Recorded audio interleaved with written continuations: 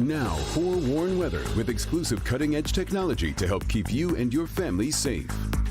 All right, let's get another check of the forecast. Forewarned meteorologist Kim Adams joins us. There's some storms moving through the area. Yeah, just to our south, Lenawee and Monroe counties, most of the area now is in the clear. Good. So kids outside having sports, things like that. The only issue will be the wind, and winds are still gusting anywhere between about 30 to as high as 45 miles per hour. So we're still under that wind advisory until 6 o'clock tonight. And then the big story. Temperatures 86 degrees out at Metro Airport. The old record was 83, set all the way back in 1899, and we blew right past that. In fact, we may get another degree or so out of it. We'll see. But right now, the official high right now at Metro Airport is 86. That's 15 degrees warmer than we were yesterday. Starting to cool down, though, back out to the west as a cold front is pushing through. So it's 86 here in Detroit, but you look up in Alpena, it's 49 and 36 in Marquette.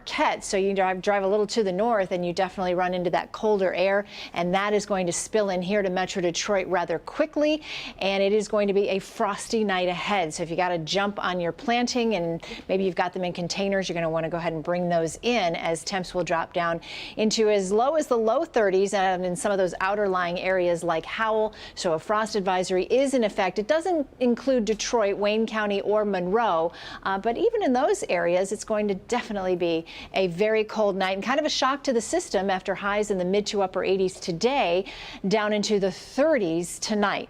Next thing we need to talk about is the chance for rain, and that happens on Thursday.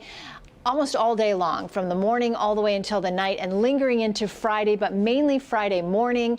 Hopefully getting out of here by Friday evening. Lots of graduations going on Friday, so we'll watch that. And then we're done with the rain for a while. If you need a few dry days to get some painting done or things like that, this weekend might be the weekend to do it, as we expect to be dry all weekend long and into early next week.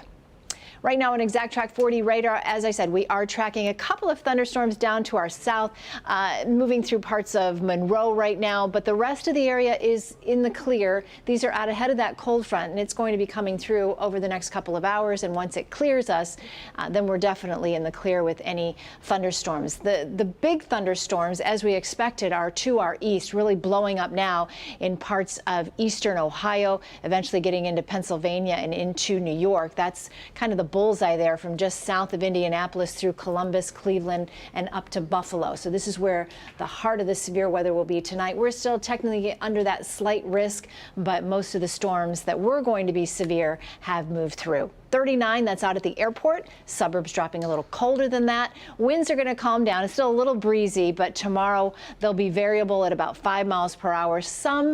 A mix of clouds and sun tomorrow, but a lot colder with a high of only 61. And then the future forecast, rain for Thursday and Friday, and highs getting back to normal by the weekend.